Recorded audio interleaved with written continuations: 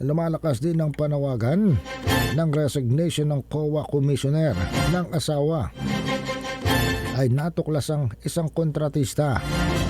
o kontraktor na may 505 million pesos na pondos na nakuha sa gobyerno kasama ng 2 flood control projects. Sa pagdinig ng House Committee on Appropriations para sa 2026 COA budget, tinanong si COA Chairman Gamaliel Cordova at ipinakita ang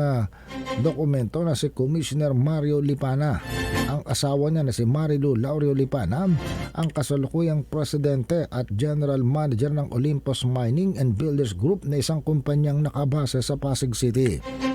Batay sa mga dokumento ng DPWH,